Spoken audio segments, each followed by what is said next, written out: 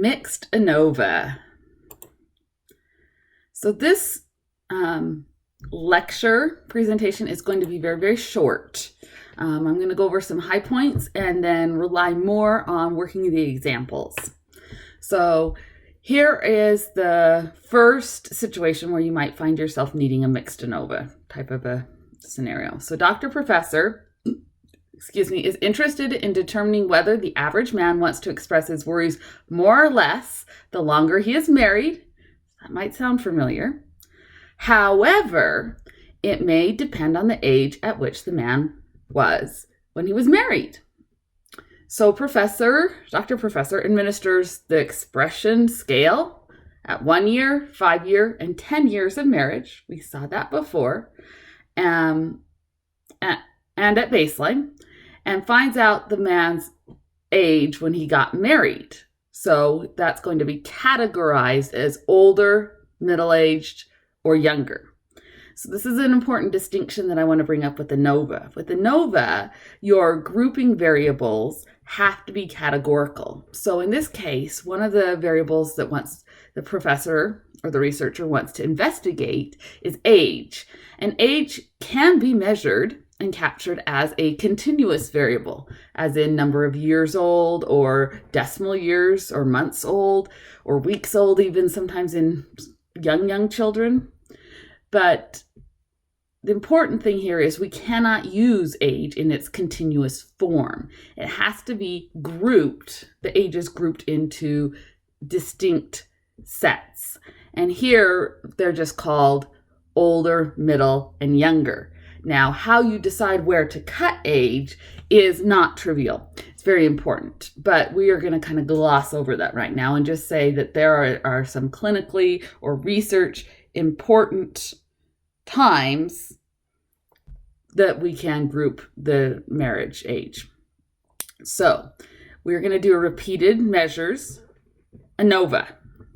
And the reason we're going to do a repeated measures factor is because we are repeatedly measuring this expression scale. But that's not all. Since we have age, each person belongs in one and only one age group. Either they're older, or they're middle-aged, or they're younger. So they have an independent group which they belong, but they also are repeatedly measured on this scale. So we have two things going on here. The repeatedly measuring over time, as well as the age category or cohort they belong to at the very beginning.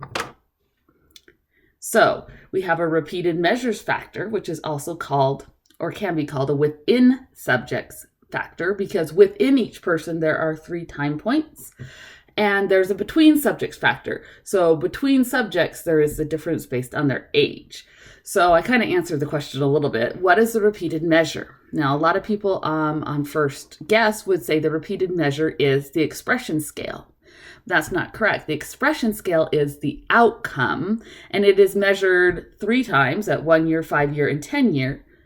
But time, the time at which the scale is measured, time is what is repeating. We are measuring it at 3 different times. So the repeated measures factor is time, and it has 3 levels. The levels are 1 year of marriage, 5 year of marriage, and 10 year of marriage.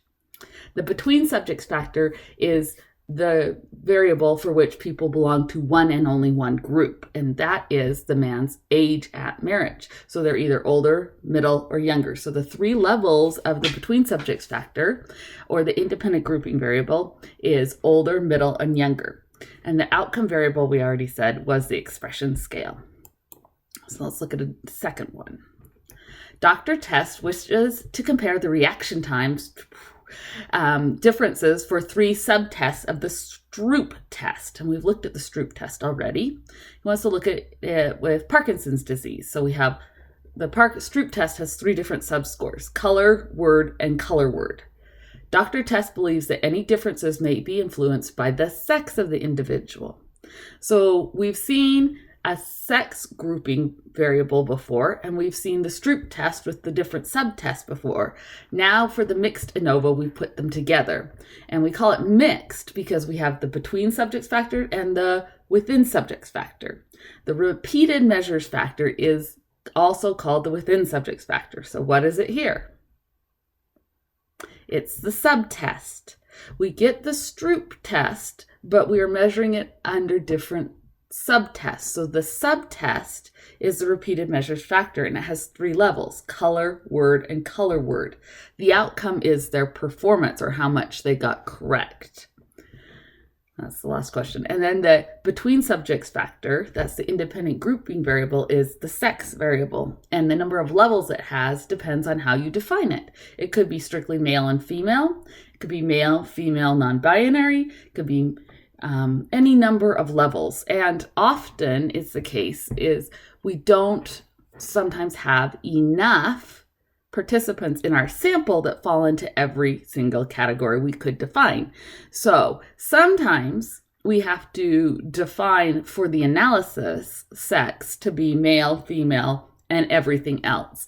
And that catch-all category, whether it's for sex or ethnic group or anything else, is sometimes the best we can do. It's not great to have a catch-all category, because the idea of grouping is that people in a group are more similar than people that are not in their group. So to have a group that's a catch-all is definitely suboptimal, to have that heterogeneous group. So as a researcher, we always have to decide, and it's very subjective and there's not one right answer, whether it's better to say for our sample today, we're going to use male, female, and then put the 5 or 15 other subjects just in another category, or whether we're going to take the others, everything other than strictly male, strictly female, and just remove them from the analysis.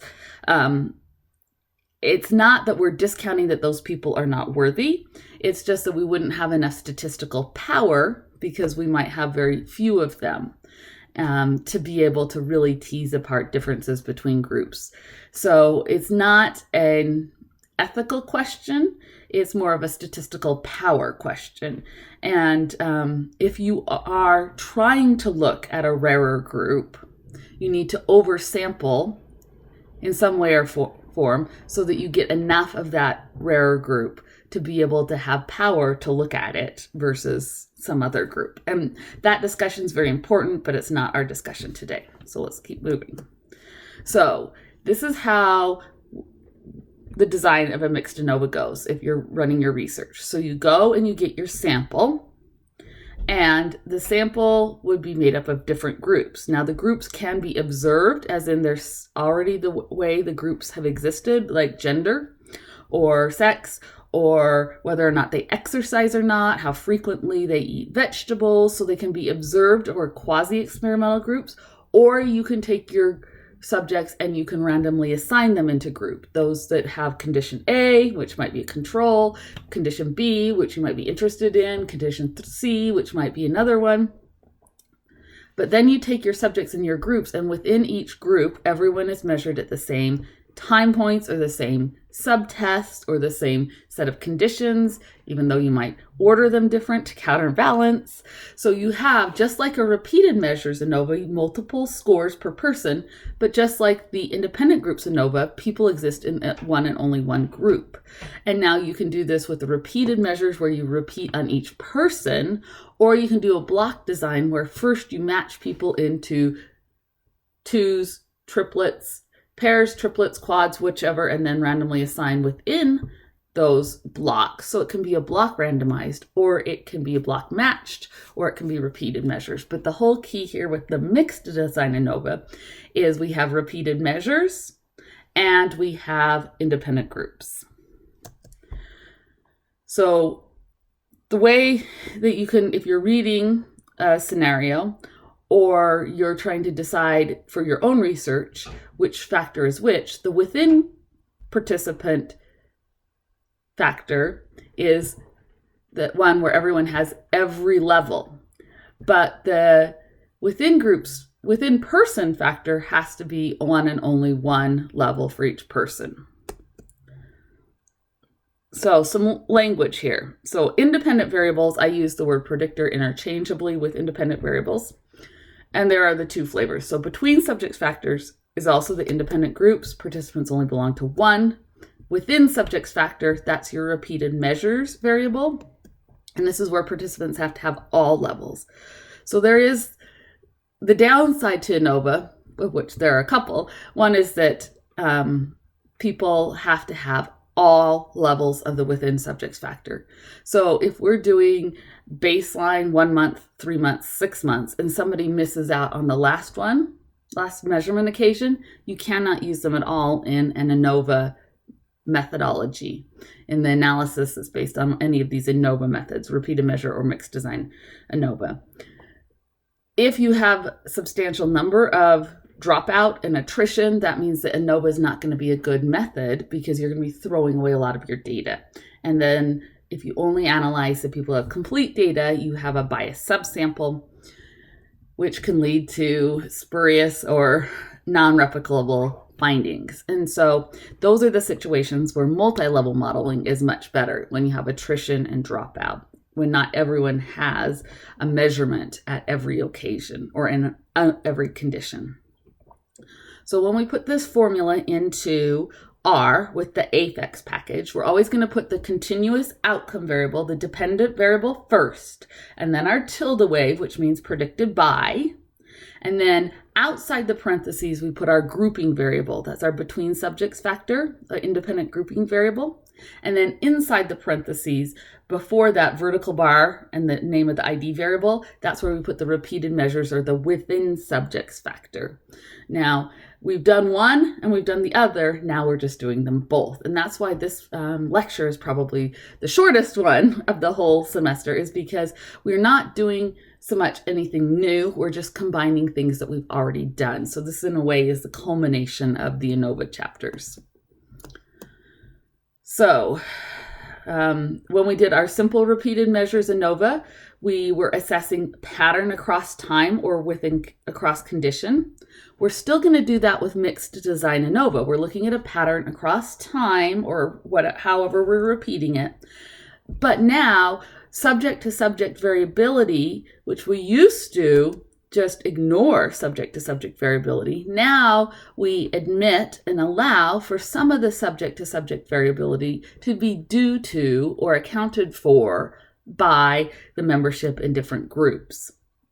So before, we just said people are different in the simple repeated measures design. When we just had a repeated measure factor, we said people are different. We acknowledge that. We want our model to capture that and tease it apart and set it aside.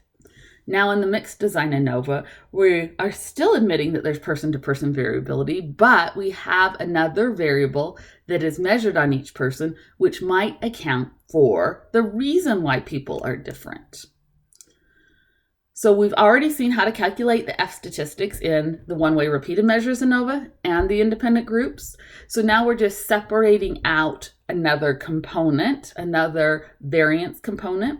So the numerators are at the top of all our F statistics don't change. It's the denominators are the bottom that will change, because now we have the group and the condition. Here they're called group and condition, but group is the between subjects factor and condition is the between subjects factor. So assumptions. Assumption list is going to look very, very familiar. In all of the ANOVA methods we've done, we assume that the subjects are independent of each other. If there is a repeated measures within subject factor, we acknowledge and we allow for the correlation or the lack of independence between repeated observations on the same person, but each person is separate from the other person. This is another downside of ANOVA. We've already said with the repeated measures, if they're repeated in time, it treats those time points as being equally spaced. If they are not equally spaced, then ANOVA is probably not the best choice, and maybe you ought to think about moving to the multi-level model. We're still assuming normality of the outcomes, that the dependent variable has a bell-shaped curve in every subgroup at every repeat. And again, if that's not met, maybe you need a multi-level model. Homogeny of variance. We've seen before, we test for this with Levene's test. We're assuming that we have the same amount of spread in our dependent variable for all the groups at all the time points. And because we have a repeated measure, if our repeated measure has more than 2 factors, so if we have 3 or more repeats or 3 or more observations per person, we are assuming that there's a similar pattern between people and that this is consistent. So all of these assumptions, the independence, the equally spacing, normality, homogeny, variance, and sphericity, these are all strong assumptions, and we need to have these met before we can rely on the results of a mixed ANOVA. If any of these are violated, say we have repeated observations on students, but we know the students are belonging to classes and we've got 4 different classes or 14 different classes, we can't ignore that. If the time points are at baseline, 1 week, 1 year, and 10 years, those are very unequally spaced. We can't ignore that. If our outcome is yes or no, that's not going to be normally distributed, like if it's correct or incorrect. So that ANOVA is not going to work. If we have very strong violations of homogeny, variance, and sphericity. Now, sphericity, we do have the Greenhouse Geyser correction on the degrees of freedom, but again, that's a Band-Aid fix for violations of sphericity, and it'll work in some milder cases, but if any of these assumptions are violated, you probably ought to consider and talk to a statistician or another person with some more expertise and see if a multi-level model might fit your data and your research questions better. And the other one is every person has to have every level of the repeated measure in order to be included in the analysis. You have to have complete data. So if you have missing data, attrition or dropout, also might want to think about that repeated measure ANOVA. Okay, so we've done these degrees of freedom trees before for each of the types of ANOVA. So this is on our equation, our formula sheets for the one-way ANOVA. So in a one-way independent groups ANOVA, we just split our total sum of squares and our total degrees of freedom into 2 pots, between group and within group. And then we got more complicated when we had breaking it down into 2 independent factors, or a factorial ANOVA, an independent groups factorial ANOVA. And then we went on to repeated measures ANOVA. So the mixed design is just breaking our variance, our degrees of freedom, into more pots. So you can look at the tree. You don't have to do these by hand in real life. There's like 1 or 2 on the homework, but in real life we don't. So we're just going to let the computer do the work for us. But I did want to point out the different effect size measures. There's several different eta squareds. So we've seen the eta squareds for the other repeated measure and independent groups ANOVAs.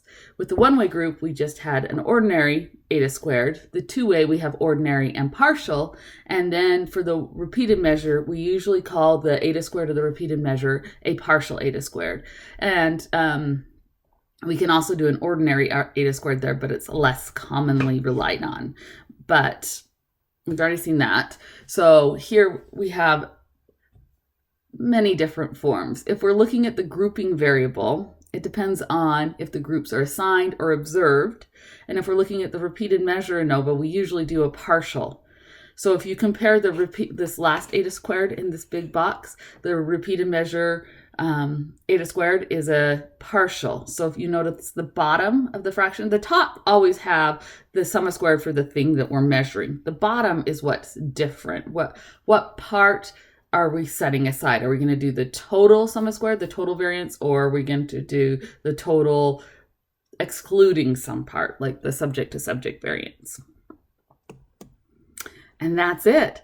That's the end of our slideshow. That's all I wanted to focus on. If you're just watching this as your first introduction to Chapter 16, I highly suggest you go back now and watch the office hours as we go over some examples. And let me know if you have any questions.